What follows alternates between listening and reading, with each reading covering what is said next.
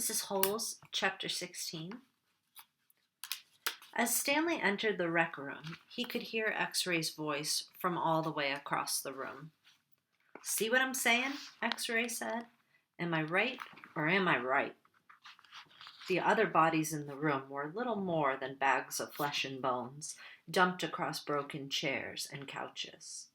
X-Ray was full of life, laughing and waving his arms around as he talked. "Yo, K-Man, my man," he called out.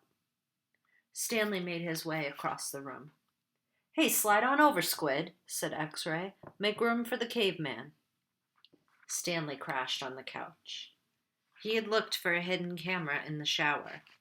He hadn't seen anything, and he hoped the warden hadn't either.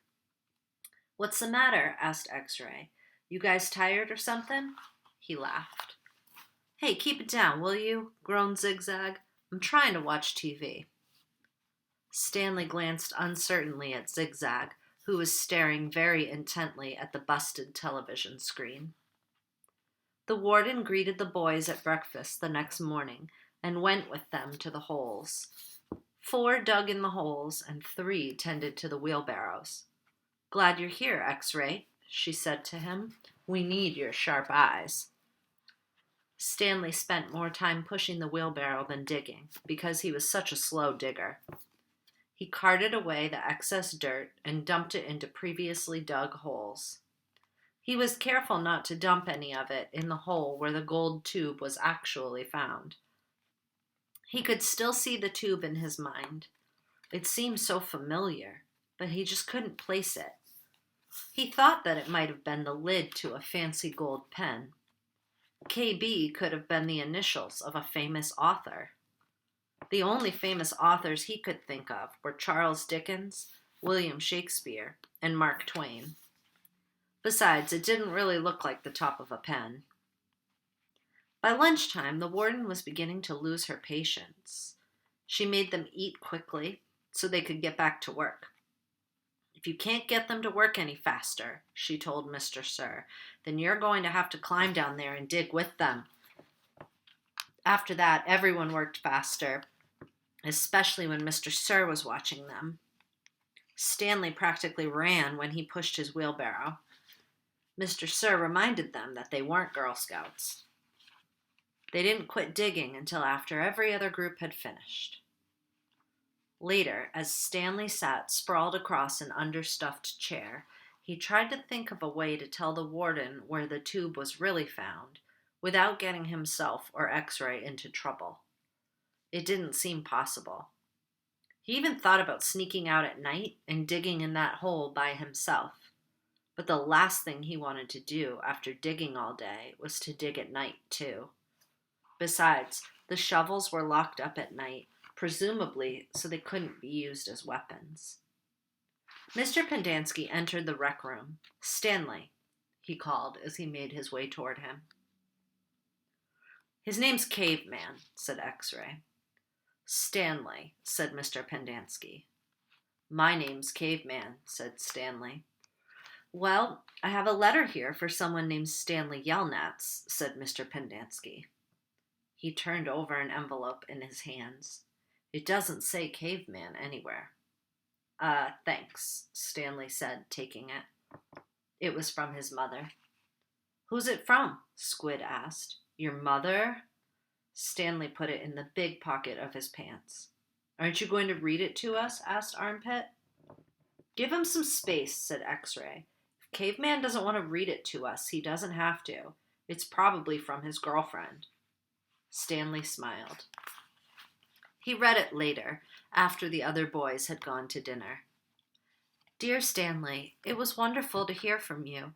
Your letter made me feel like one of the other moms who can afford to send their kids to summer camp. I know it's not the same, but I'm very proud of you for trying to make the best of a bad situation. Who knows, maybe something good will come of this. Your father thinks he is real close to a breakthrough on his sneaker project. I hope so. The landlord is threatening to evict us because of the odor. I feel sorry for the little old lady who lived in a shoe. It must have smelled awful. Love from both of us." "What's so funny?" Zero asked.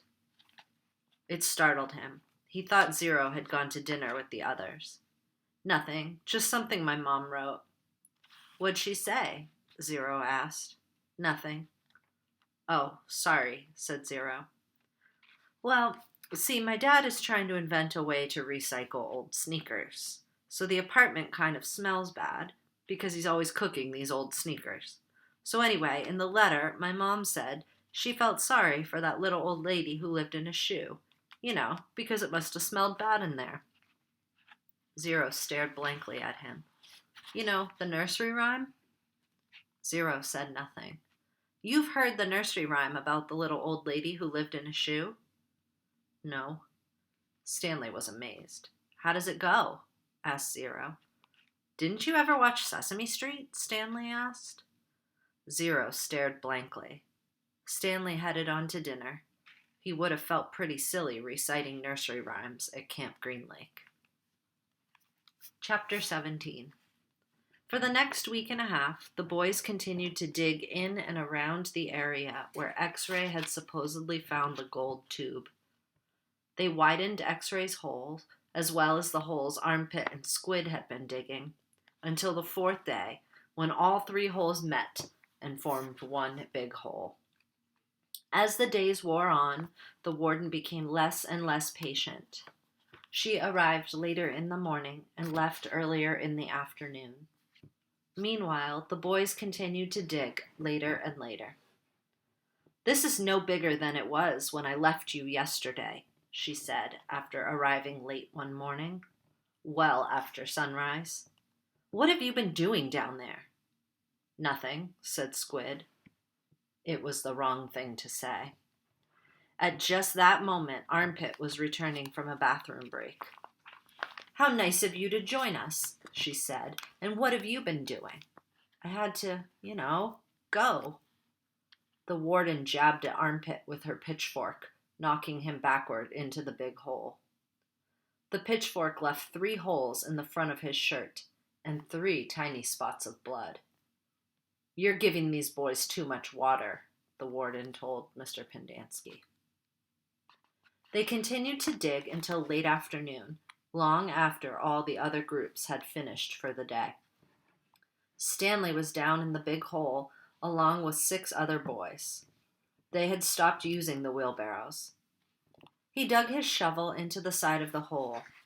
He scooped up some dirt and was raising it up to the surface when Zigzag's shovel caught him in the side of the head. He collapsed. He wasn't sure if he passed out or not. He looked up to see Zigzag's wild head staring down at him. I ain't digging that dirt up, Zigzag said. That's your dirt. Hey, Mom, Magnet called. Caveman's been hurt. Stanley brought his fingers up to the side of his neck. He felt his wet blood and a pretty big gash just below his ear. Magnet helped Stanley to his feet, then up and out of the hole. Mr. Sir made a bandage out of a piece of his sack of sunflower seeds and taped it over Stanley's wound. Then he told him to get back to work. It isn't nap time. When Stanley returned to the hole, Zigzag was waiting for him. That's your dirt, Zigzag said. You have to dig it up. It's covering my dirt. Stanley felt a little dizzy. He could see a small pile of dirt. It took him a moment to realize that it was the dirt which had been on his shovel when he was hit. He scooped it up, then Zigzag dug his shovel into the ground underneath where Stanley's dirt had been.